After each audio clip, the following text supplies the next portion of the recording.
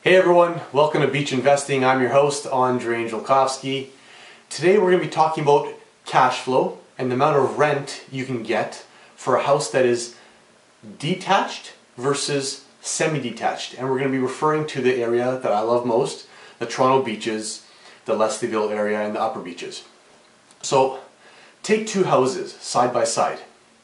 One is completely detached and the second one is attached to one other house.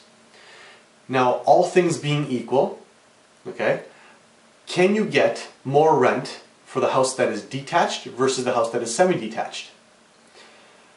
The answer from my experience is not necessarily. So in the upper beaches, you can probably rent it out for around $2,400 to $2,600 for the 3-bedroom semi-detached house. For a detached house, I've seen rents relatively the same.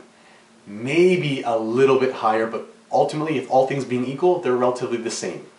So my question to you is, when it comes to cash flow, which would you rather buy, a detached house or a semi-detached house? Well, let me explain to you how much the cost is for a detached house versus semi in those areas. So in Leslieville and South Riverdale, the average price in the third quarter of 2012 for a detached house is $740,000.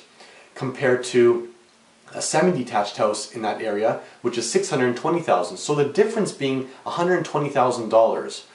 So that can roughly range to about a $500 difference, monthly difference in terms of mortgage payments. So unless you're going to get about $500 more in rent for that detached house, you're better off to buy the semi-detached house and get that extra cash flow.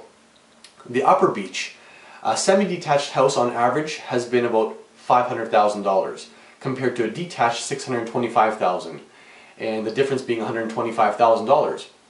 The beach, the actual prime beach, the average price for a semi-detached house has been $650,000, and a detached has been just over $1 million. So that's a difference of about $350,000, which is quite a bit. My question to you is, if you're focusing on cash flows, if that's the number one reason why you're investing in real estate, then you're probably better off buying a semi-detached house in this area because you're going to get more cash flow. So I hope that you think of this next time you're looking at investment property and considering what's better for you, semi-detached or detached. Thanks for listening.